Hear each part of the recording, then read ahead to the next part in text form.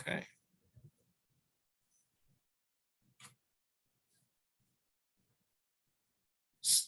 Terry, you going to kick this off? Everybody, we're glad you're here. We hope you enjoy the video. This again is one of our continuing series of Budget in a Box videos. This one is called Just in Case. My partner, Don Lorenzo, and we enjoy doing these for you. And if you have suggestions, please email me and I will be more than happy to broach those with Don. And we'll see if we can make financial literacy and education videos that meet your needs and the needs of your clients. So, as Terry says, today's discussion on budgeting just in case. And so others episodes in this series, we've talked about budgeting under more normal circumstances. And it's very much like planning a trip. You need to know where you are, you need to know where you want to go, and you use traditional tools. So you've got income sources, you have your regular paycheck or other regular source, like maybe a Social Security check, and then you have occasional income sources. Maybe you have a side hustle. Maybe you help park cars at football games. But it's something that's reasonably predictable, even though it's only occasional. You'll also have expenses. You'll have fixed expenses like your rent or mortgage payment. And then you'll have variable expenses like utility bills and such. And then there's going to be emergencies. Even under the best of time, there can be unforeseen expenses. Your washing machine breaks down, your car needs repair, you were laid off at work. So those kind of things, but those are all, even though we call it emergency, it's still well within the bounds of normal budget planning. But as Terry said earlier, a voyage may not be smooth sailing. There may be obstacles to consider, like an iceberg. The Titanic encountered one of those. It didn't work out well. And same thing for you. These are things you didn't really expect, but they do happen. So for example, rather than just being laid off from work temporarily, you could actually lose the wage earner. You're involved in a car wreck and you're laid up in the hospital for weeks or maybe months. And then it could be even more serious than that, and it's a permanent loss of the wage earner. And simultaneously with potentially losing your source of income, suddenly your expenses increase. You've got doctors and hospital bills to pay. If you're taking care of folks, you've got dependent care expenses that shoot up. Your living expenses, you may need special living accommodations because of some injury you sustained. If you wrecked your car, you've got to have another means of transportation. So simultaneously, you're losing your income and potentially incurring all these other expenses. So that's thinking about the kind of bad things that could happen there. So we're really putting this to you to think about the survivors. Again, you're incapacitated, perhaps people are trying to take care of you, and there's some key documents that you will need, or those trying to help you will need, in order to get through this. And so things like power of attorney, disability income, perhaps, authority to sign documents, and digital access to maybe some bank accounts or things like that. So Terry's going to take over from here.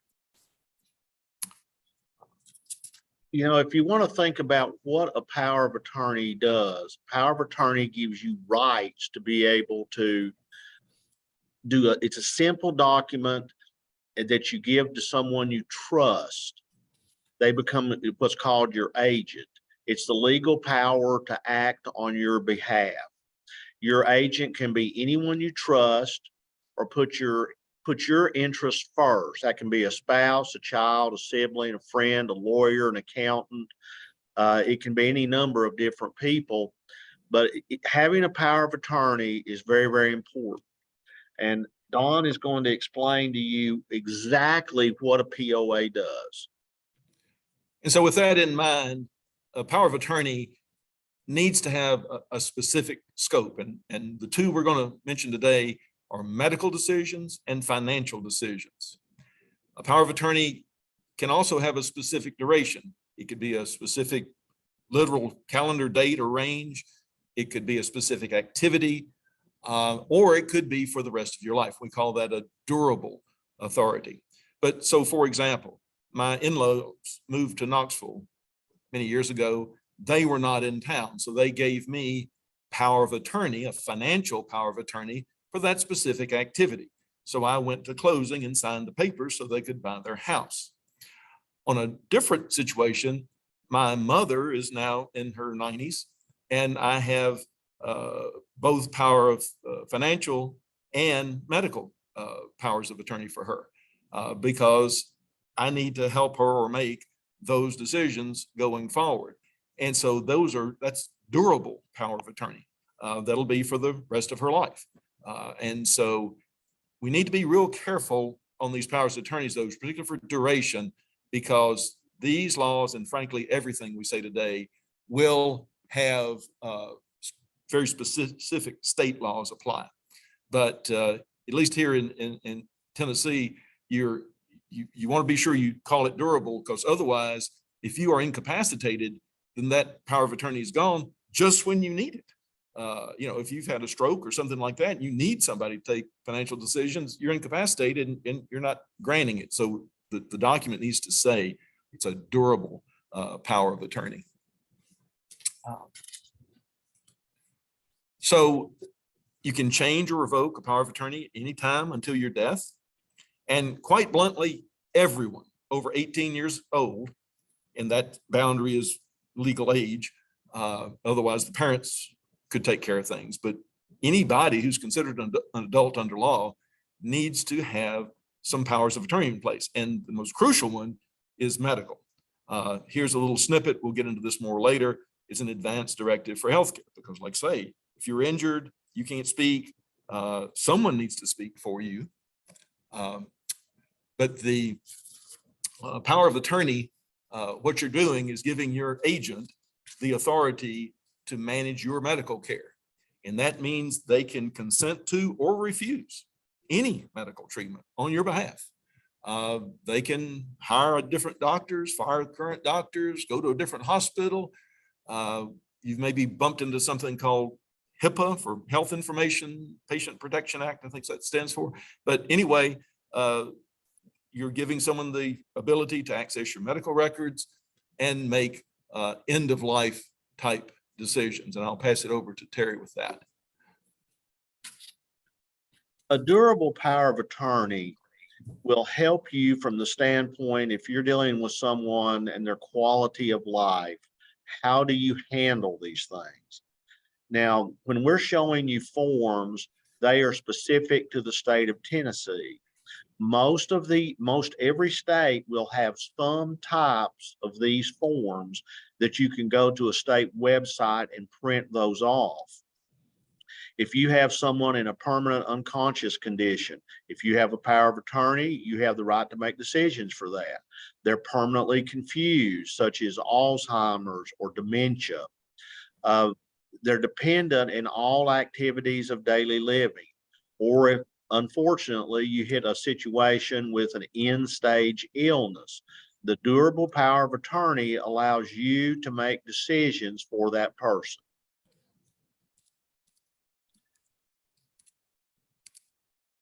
Lost my screen, sorry.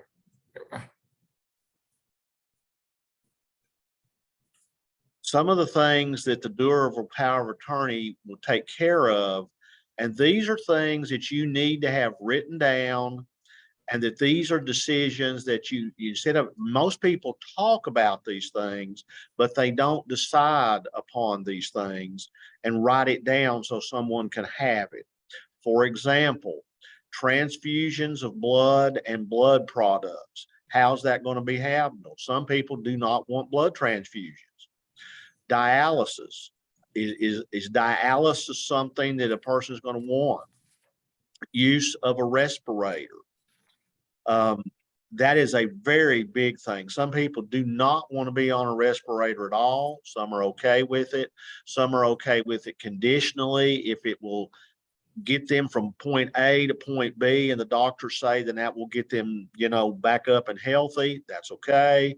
Do they need surgery? What type of efforts of resuscitation need to be made?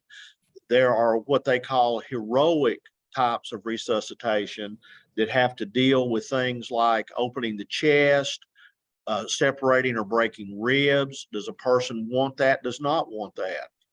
And in extreme circumstances, the doctors may say to you, do you want us to give them food or water intravenously or through tubes because they're in a terrible situation? And what type of pain relief? These things need to be talked about, need to be put in place before these situations happen, because it would be very, very difficult to make many of these decisions when you're in the moment.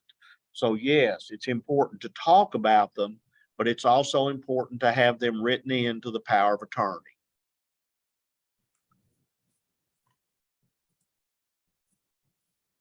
The durable power of attorney remains in force even if you are incapacitated. So if you're incapacitated, whoever you have named as the person who can act in your stead, they can make those decisions even if you're totally incapacitated. And you should make sure that your doctor or doctors have this medical power, this durable power of attorney in your file, and you should update it regularly. And on that last point, you should actually just make copies and plan to take it to your next doctor visit. Some of the more thorough doctor offices, they'll actually ask you when you sign in or get a patient update if you have such a document, and they'll ask for a copy of it so they can have it in their files as well. So just kind of plan on it, take it with you. On the finances side of things, it pretty much mirrors what Terry said, except that with financial matters, and again, it's not quite the same life and death situation, but these are things that if you're incapacitated, that we want to allow them, we want to handle these things smoothly. So again, your funds need to come in so you can pay your bills. So somebody needs to be able to deposit your Social Security checks and pay your bills. If you've got retirement accounts, you may need to take withdrawals from that. You may have special needs from your retirement accounts and make withdrawals. So somebody has to be able to do that. But it can go further, buying and selling assets. Just like I mentioned, buying my in-laws' house. If you've got a business, running that, hiring service professionals. If you were to inherit something, this person is acting in your stead on this. And I'm going to show you an illustration of that. This is, okay, excuse me a second. This is a Texas form. In Tennessee, the only financial power of attorney example is on tax matters, where you can represent someone for the state of Tennessee or before the state of Tennessee on tax matters. This one from Texas is a little more general. It can talk about real estate property transactions, stocks and bonds, personal and family maintenance. But again, these are just examples of state things that are out there that you can take advantage of. Your power of attorney for finances typically takes effect when signed and remains in effect until it's revoked. But again, if it's durable, even if you're incapacitated, like say you're in the hospital, somebody can pay your bills. And the same idea on registering that with the financial institutions involved. The financial institutions often have their own rules. So for example, a friend of mine, I have a financial power of attorney for him, but the banking institution, it's only good for a year. They think about them getting stale, so to speak. So you don't want, even if you've had the foresight to go ahead and get it with the financial institution, after some period of time, again, the financial institutions can make it difficult again. And if someone's incapacitated, you have enough difficulty. The idea is to help things go smoothly and take care of their affairs. The question often comes up, well, wow, this is so much power.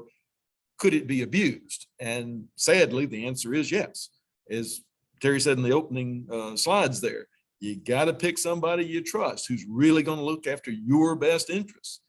And some of you, if you follow the news, you may know the case of Britney Spears and her fortune and she's had some difficulties, and then trying to come back and reclaim control of her assets. So those cases do exist, but they're headlines precisely because they're rare. What I'd say to you is trust but verify. So again, on a personal note, so when I was doing power of attorney for my mother, as long as she was able, she was getting the bank statements. So, if I was doing anything she didn't like or didn't want, she could say something about it. She'd see the bank statements. They were still coming to her, even though I was doing other things for her. So again, you can set it up so there's some checks and balances in the system, and verify that your wishes are being carried out. What about the more extreme example? Not just temporary loss of the wage earner, but a permanent loss. Some of you saw on the news here not so long ago, there was a tourist expedition to go view the remains of the Titanic, and sadly, everyone on board that vessel died. Think about those people in that moment and their survivors. There was a young man on board, but he was over 18. Who was going to stand in for him? What about the captain of the vessel and his family who were depending on him? I mean, all those people were gone in an instant. And you're sitting there thinking, well, that doesn't really apply to me. I'm not going to go sightseeing the Titanic. Fair enough. But I'll bet most of you are going to drive somewhere today, and that person careening through the intersection and wiping you out, it happens in that same heartbeat. Any of us could suffer a stroke or heart attack or something like that. So yeah, you're not touring the Titanic, but still, life changes in literally a moment. And so we're trying to prepare those who are left behind and make it as easy for them as possible. And so some of the additional documents they would need if it was a permanent loss are things like where are the assets. When my father-in-law passed, I ended up having to work through the state of Tennessee to reclaim $13,000 out of the lost funds for my mother-in-law because she didn't have a complete listing of it, and it had gotten lost and had to be turned over to the state. Who's the beneficiaries?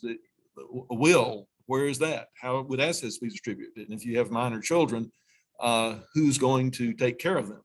I've got 3 brothers. In my younger years, who's going to take care of the kids if one of us were to have an accident? So we want to be sure our wills made sure it was going to the brother and not just wards of the state and into the foster care system. So Terry? You might ask about power of attorney if you need a lawyer to be able to get one. If you have a very complicated estate or something like that, a lawyer might be necessary. But most states have a form online, or if you go to a notary public, they will know about the forms that you need, and you can designate your power of attorney, and the notary public will notarize that, and that stands for a legal document. I will share with you kind of my own story here, and this is why this video was made. My wife passed away in the last year, and we had not been smart. We had talked about getting a power of attorney, and we never did. Thankfully, it was just my wife, myself, and my son, so there wasn't anyone to contest decisions and those kind of things. But we were trying to get a power of attorney done while we were in the hospital, and she never got lucid enough for us to be able to do one. Because when the notary public comes to notarize the form, the person that is giving the power, in this case, it would have been my wife giving the power to me, they have to be able to verify and notarize that she was in her right mind, that she was capable, that she was lucid, and she could make decisions. Thank goodness, in most all cases, I was designated as the beneficiary on all of her accounts. Now, if you are the beneficiary, a beneficiary, that takes immediate effect upon the death of the person. You can have the named person, joint ownership with right of survival, transfer on death, those kind of things. And a beneficiary designation bypasses any will directives. And here's what that might mean in my case. My wife had a policy at UT. She worked at the University of Tennessee, and it was called the University Death Benefits. Well, she didn't know she had it.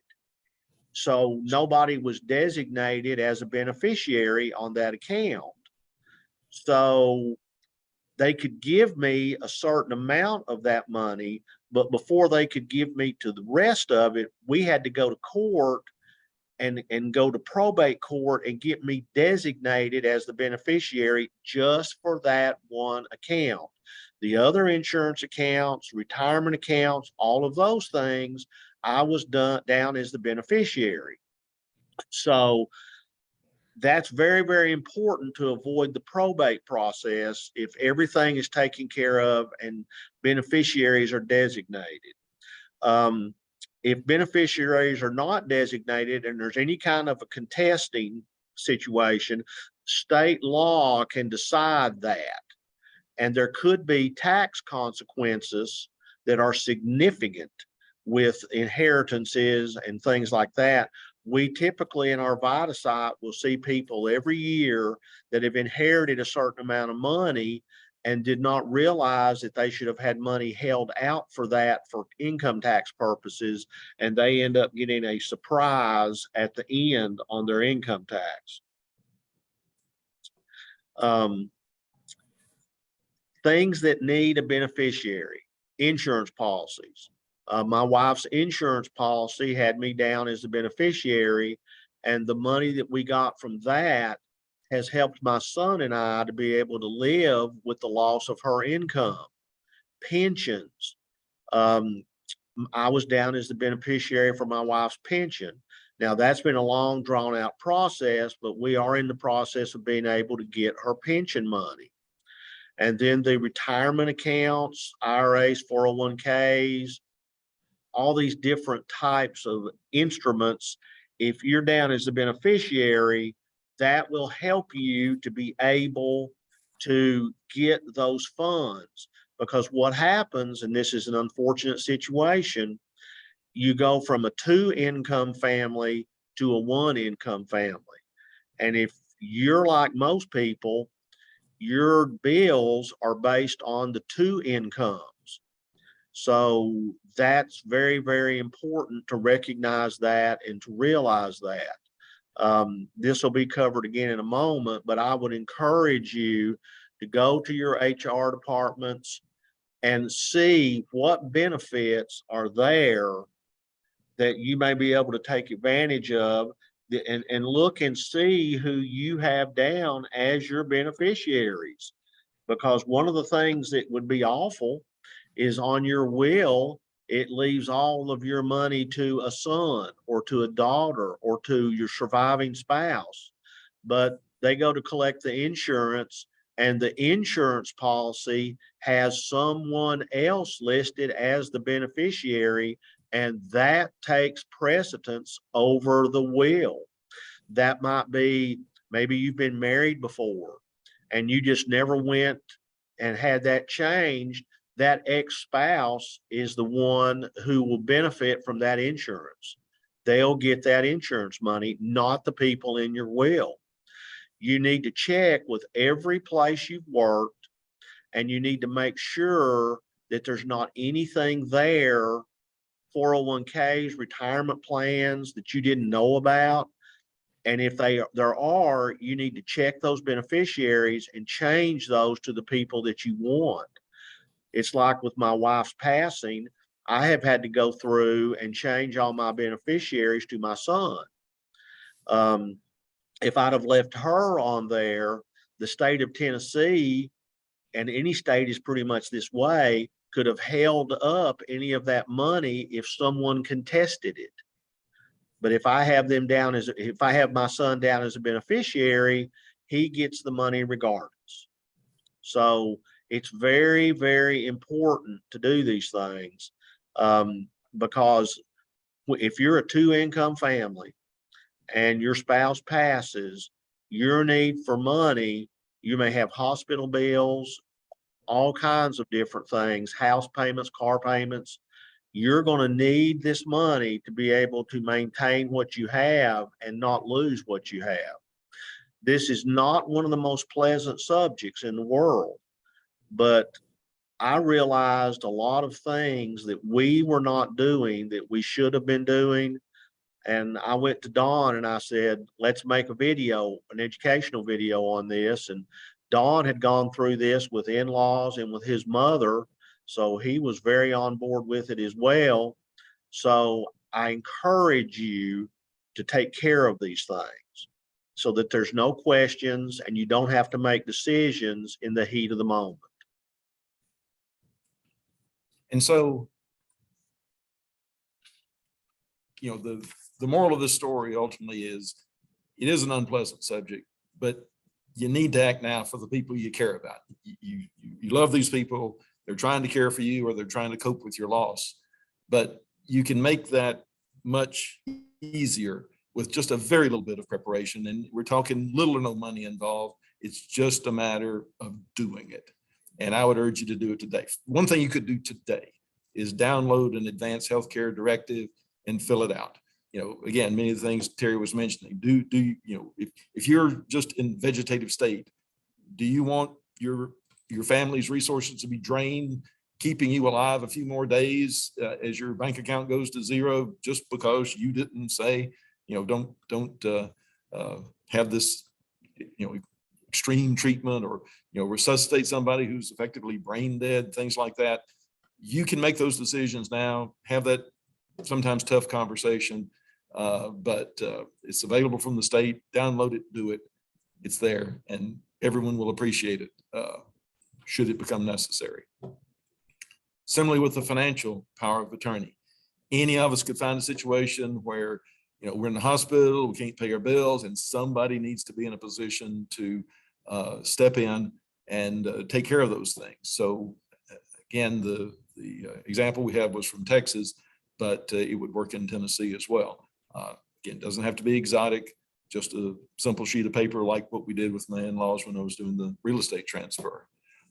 Terry already mentioned this, but go back to, you know, not just your current employer, but former employers. Sometimes people deliberately leave 401k monies with a previous employer. Maybe their plan was better, but you got to keep up on the beneficiary designations because other things in your life change. One of the funny things I got into with my mother, she has a small life insurance policy, and I got to looking at it, and she had designated her mother as the beneficiary. Her mother passed back in 1974. And so again, there's, you know, what would the insurance do? Well, it would have to go through probate and some of the additional challenges that and expense, unnecessary expense and delay that Terry mentioned. Check with your financial institutions. Again, clear ownership of the accounts, and you know, who can write checks, and be sure that's what you want. Again, if you were incapacitated, somebody need to be able to step in and write checks for you, for example. And again, we keep emphasizing beneficiaries of retirement accounts. There's lots of stories of people not keeping up the beneficiaries on those. And then one thing, and Terry may want to chime in on this one as well, is your financial assets, account names and passwords, and put that somewhere secure, because if you're again incapacitated these days, we do so much banking online, automatic deposits, bill pays, and so forth. Whoever's acting in your stead needs to be able to go in and check balances and be sure things are getting paid, and bills that are not warranted, again, address any of that stuff. So having a list with your account names, usernames, and passwords is definitely a benefit for those who are doing their best to help you and or cope without you. For those of you who've been following our Budget in a Box series, there's my personal box. I used as a model. I've been using it for decades, but things like these extreme emergency just in case documents that would go under the insurance tab back here would be the most logical place to put it. That's where I keep mine, at least. And so again, kind of medical directive or beneficiary document is there at my fingertips should I need it. So Terry, back to you. If you have questions, please feel free to contact me. There's the phone number for the agency, and there's my personal email address. There's been a couple of questions in chat about if there's a website that is better than others for POAs, those kind of things. Most states have websites for that. Also, if you know a notary public, they'll have access to those things. And most hospitals, if you contact them, have access to copies you can go pick up of power of attorneys, medical as well as overall power of attorneys. Here's some additional resources that you can see, forms, publications, different places you can go. All of these places are good resources. I would encourage you to use them.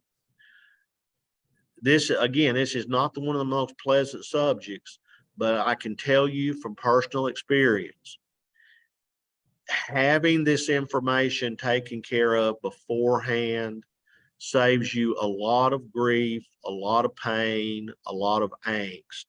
I would greatly encourage you to do these things. Help your clients to understand how important these things are as well.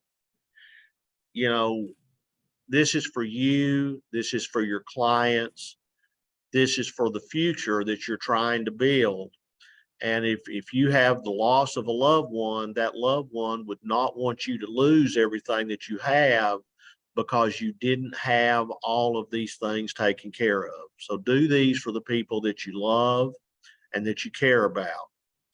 I do want to thank all of you for attending this Budget in a Box video on Just in Case. This will be posted shortly on the agency YouTube page, and you will get a link to that by whatever means you found out about this video. I know some of you are here from the VITA tax server list. There'll be a link to the video page published there. And on that page, you'll be able to see our other Budget in a Box videos. The next Budget in a Box video will be on payday loans and how to escape payday loans, how they work, what they're doing to you. I'll give you a little taste. Payday loan interest, one of the examples that we use, will be a 400% annual interest rate on payday loans. So be looking for information on that. I would encourage you to watch that for your clients and also for yourselves. It's amazing how many people have gotten trapped in the payday loan environment. So if you have questions, please let us know. I hope we answered everything that was in chat. Thank you so much for attending. We appreciate you, and we hope you use this for your clients and for your own good as well. Have a great day. And we'll stop the recording. If anybody wants to hang out, we'll